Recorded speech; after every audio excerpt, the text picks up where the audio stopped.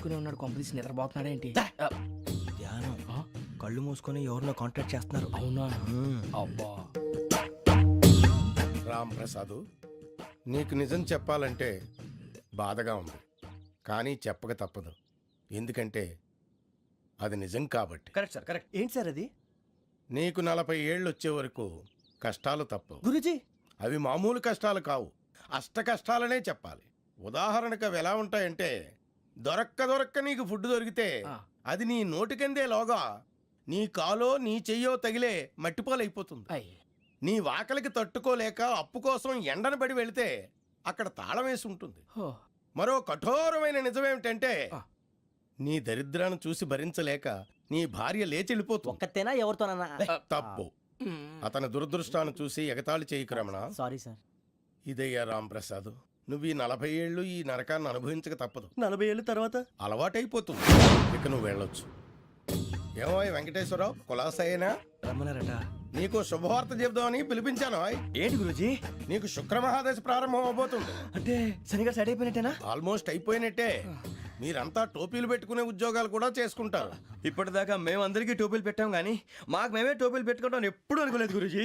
అదే విధి. మరి ఇప్పుడు బిల్ల బంటోతు నుంచి బీట్ కానిస్టేబుల్ వరకు అందరికి నెత్తిమి టోపీలు ఉంటాయి. అందులో ఏ ఉద్యోగమో?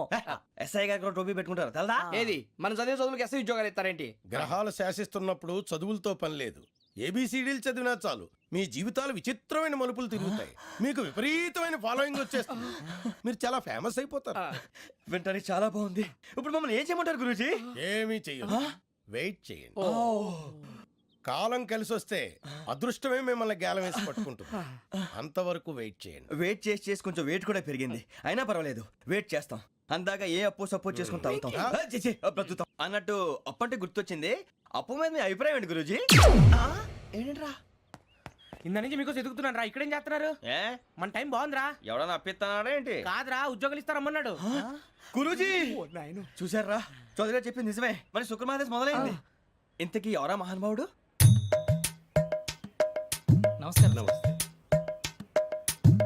అయినా నేను చెప్పింది. ఆహా, సాక్షాత్ ఎంప్లాయ్మెంట్ ఎక్స్చేంజ్ నడుచుకుంటూ వస్తున్నట్టు ఉంది. పదండి పట్టేద్దాం. నమస్కారం సార్. నమస్తే. వీలే సార్ మా ఫ్రెండ్స్. నమస్తే. నేను చెప్పానుగా, భగవాన్ గారు. ఆహా, పేర్లోనే దేవుడు ఉన్నాడు. లోపల కూడా పాజిటివ్ థింకింగ్ ఎక్కువ. ఇంతకీ మీరు ఇండియానా చైనీసా? India sir. మా ఫేస్ చూస్తారు అనిపించలేదు మీకు? భలే కామెడీ ఫీల్ ఉన్నాడు. అవును సార్. నేను అడిగేది ఇండియన్ రెస్టారెంటా చైనీస్ రెస్టారెంటా అని. నేనేది ఓపెన్ గా డిస్కస్ చేయను కదా. పేరు చూసి స్కూల్లో డిస్కషన్ పెడతాడు అనుకుంటే వీటేంట్రా హోటల్ అంటున్నాడు. బాబు ఎట్ ఫీల్ అవుతున్నాడు. అంతా మీ ఇష్టం ఉంటున్నాడు సార్. ఫస్ట్ చైనీస్ రెస్టారెంట్ కి వెళ్దాం. నెక్స్ట్ అక్కడ డిసైడ్ చేద్దాం. చాలా ఇబ్బంది పడుతున్నట్టున్నారు. నువ్వు చేత్తో తినే బాబు.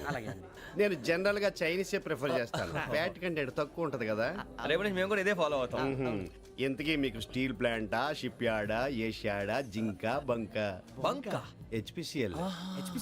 ఇవన్నీ దేనికి సార్? దేనికేంటి? ఉద్యోగం చేయడానికి. మీకు ఎందులో కావాలో చెప్పండి. నేను అమలపోతున్నారా?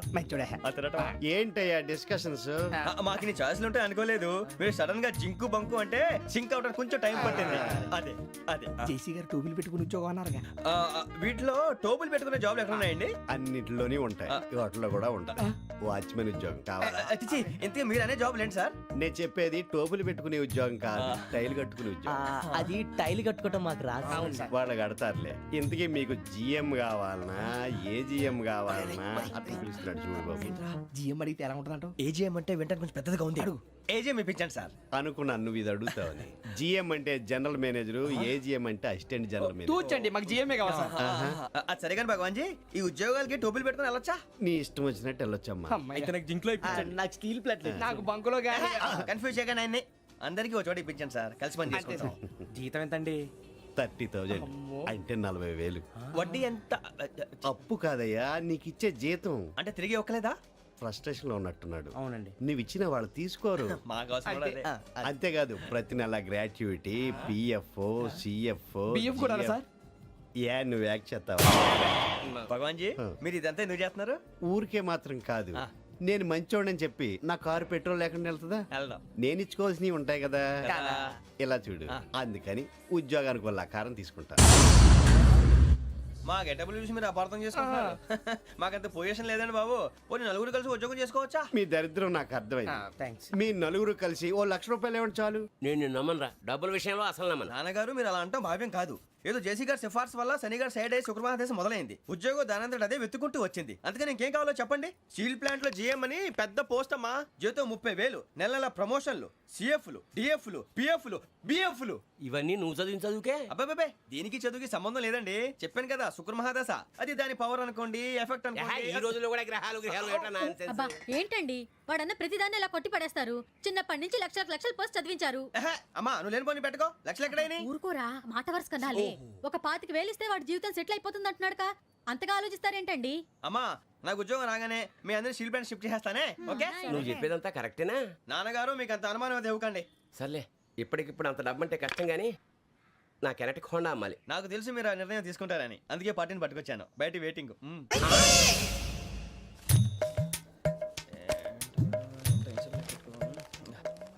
ఇవ్వండి.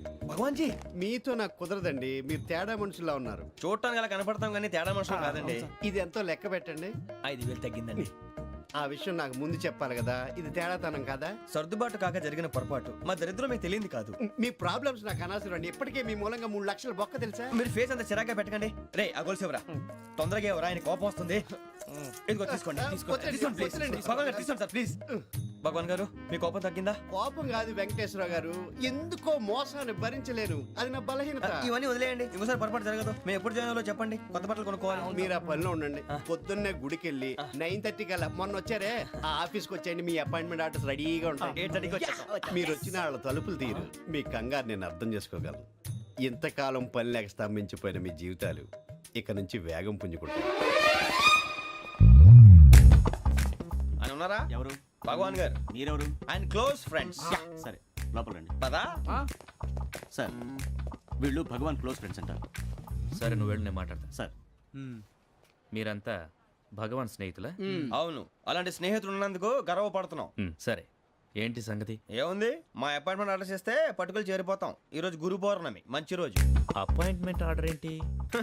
మీకు అందాల్సిన నీకు అందనట్లేదు. ఏంటది? ఏంటంటావేంటి? ఒక్కోడు 25,000 ఇచ్చాం. భగవాన్ గారి హెల్పింగ్ నేచర్ కాబట్టి తక్కువ రేటుకి ఒప్పుకున్నాడు. ఇంతకీ ఇది ఏ ఆఫీసో మీకు తెలుసా? తెలుసుకోవాల్సిన అవసరం మాకు లేదు. కానీ చెప్పాల్సిన అవసరం మాకుంది. యాంటీ కరప్షన్ బ్యూరో అంటే అవినీతి నిరోధక శాఖ. లంచం తీసుకోవటమే కాదు, ఇవ్వటం కూడా నేరం. మీ భగవాన్ గారు ఒక 420. మా బాబుకి ఇన్ని తిట్లు వచ్చిన విషయం నిన్నే తెలిసింది నాకు. ఇంతవరకు మా బాబు నా ఒట్టుమే చేయలేదని మీ అందరితో గర్వంగా చెప్పుకునేవాడిని. First time man handing record 5,000 తక్కువే నా గోల్ చెలుగు లాగేస్తున్నాడు. అంతే. అరే కోపడకండి రా, వాడు ఇక్కడే దొరుకుతాడని మా ఫ్రెండ్ చెప్పాడు. తొక్క దొరుకుతాడు. మీకు జింక్ లో కావాలనా, బంక్ లో కావాలనా, స్టీల్ ప్లాంట్ లో కావాలనా, షిప్ యార్డ్ లో కావాలనా? అంటే ఎక్కడ పడితే అక్కడ ఇప్పిస్తారా సార్? ఎక్కడ పడితే అక్కడ, ఎలా కావాలంటే అలా చేసుకుందాం. ఇబ్బంది ఏమీ లేదు. ఆపరేషన్ లో కావాలనా? అవి గేమ్స్ కదా సార్. ఆ స్పోర్ట్స్ కోటా లేవయ్యా. ఏమైంది సార్? ఉద్యోగాలు ఇప్పించమని ఎంట పడుతున్నారు. నువ్వు టచ్ లో ఫోన్ చేయ.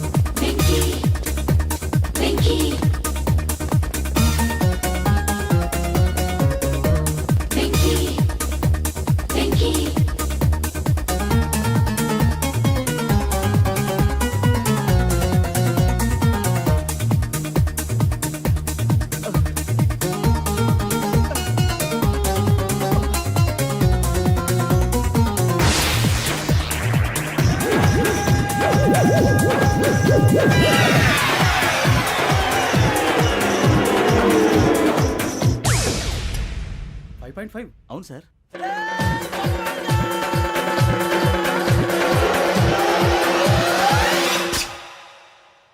గ్రేట్.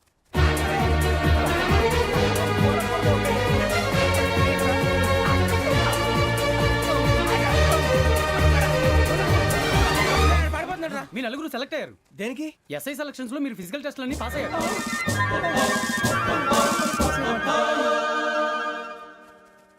కానీ మేము అప్లై చేయలేదు సార్. అప్లై చేయలేదా? చేయి వదలకండి సార్, కాలు పట్టుకోవాల్సి వస్తుంది. రాగరాకు వచ్చిన అవకాశం. సరే, మీరంతా డిగ్రీలు పాస్ అయ్యారా? ఎప్పుడో. ఓకే, ఇప్పుడు అప్లై చేయండి. Thank you sir. నేను మేనేజ్ చేస్తాను. Thank you sir. మీరు రిటర్న్ టెస్ట్ ప్రిపేర్ అలాగే sir. All the best. Hello, నేను గజాల మాట్లాడుతున్నాను. గజాల? జీకే గజాల మగాండి సార్. అయితే నీకు కావాల్సిన కెమెరా నా దగ్గర ఉంది. కెమెరా? నాకే కెమెరా అక్కర్లేదు. శర్మ గారు, మీరు పోలీస్ అయితే నేను దొంగని. రైల్లో పెద్ద ఆయన కెమెరా కొట్టేసింది నేనే. అందులో ఏముందో కూడా నాకు తెలుసు. ఇంకా బుకాయించడానికి ప్రయత్నం చేయకండి, అది మీకే నష్టం. ఏం కావాలి నీకు? ఏం కావాలంటే ఏం చెప్తాను. ఒక 5 లక్షలు కొట్టండి. నువ్వు ఎక్కడున్నావు? గెలాక్సీ థియేటర్ పక్కన అల్ఫా కేఫ్లో. త్వరగా తీసుకురండి. ఇప్పుడు ఎక్కడ కొట్టాలరా నిన్ను? కొట్టకుండా పనే మార్గం లేదా? ఉంది. ఆ కెమెరా ఇచ్చేస్తే. ఆ కెమెరా ఇచ్చే లేచే ఇచ్చే తీసుకో. మాట తప్పుతున్నారు. నీలాంటి ఎదల దగ్గర కూడా మాట మీద నిలబడతారేంట్రా? ఆ. అయినా నేను ఒక దెబ్బతో ఎందుకు పెడతానో తెలుసా? కట్ 5 నిమిషాలు తెలుసు చూడు. కెమెరా దొరికిందా?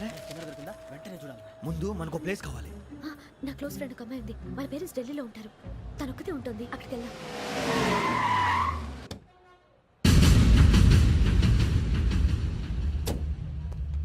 గజాల ఇక్కడ ఆడున్నాడు సార్.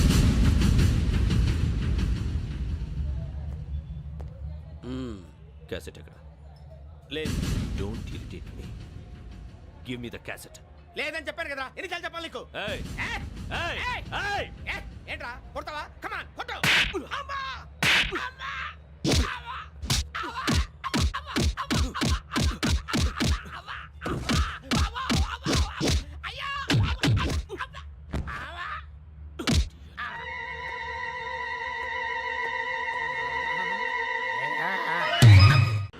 అమ్మయ్యా, ఈ క్యాసెట్ గవర్నర్ గారికి అందిస్తే మనం ఈ నేరం నుంచి బయటపడిపోయి మన ఉద్యోగాలు మనం చేసుకోవచ్చురా. ఉద్యోగాల మాట దేవుడు ఎరుగు. ముందు మన ఊరు వెళ్ళిపోతే ఏ అప్పు సొప్పు చేసి బతికేయచ్చు. ఒరేయ్ అన్నట్టు చాన్నాలేంది మందేద్దాం రా. అవునరా? వదిలేదండి. ఓ, మందంటే ముందుండేవాడు శ్రావణి గారు మిమ్మల్ని చూసి భయపడుతున్నాడు. నాకు భయపడుతున్నాడా? మందు కొట్టక ముందు ఈడు అందరికి భయపడతాడు. మందు కొట్టిన తర్వాత ఈడికి అందరు భయపడతారు. అది తెలుసు. అబ్బే, ఇప్పుడు అలాంటివి ఏం జరగవండి. కాకపోతే ఈ మధ్య కొంచెం టెన్షన్స్ ఎక్కువై మీకు తెలియదే ఉందండి. ఈ ఒక్కసారి కాదనకండి ప్లీజ్ అండి, చెప్పరా. ఈ ఒక్కసారి ఆ, సరే, హ్యాపీగా తాగండి. నాకేం ప్రాబ్లం లేదు. అబ్బాబే వద్దురా.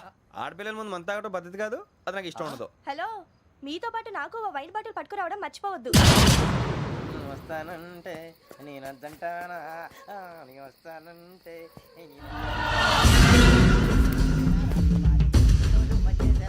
చాలా రోజులైంది.